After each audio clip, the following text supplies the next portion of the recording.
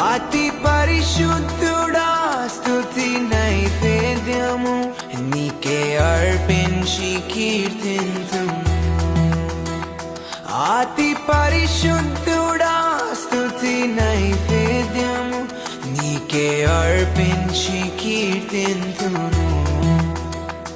నీవు నా పక్షమై నన్ను దీవించగా, నీవు నా తోడువై నన్ను నడిపించగా, నీవు నా పక్షమై నన్ను దీవించగా,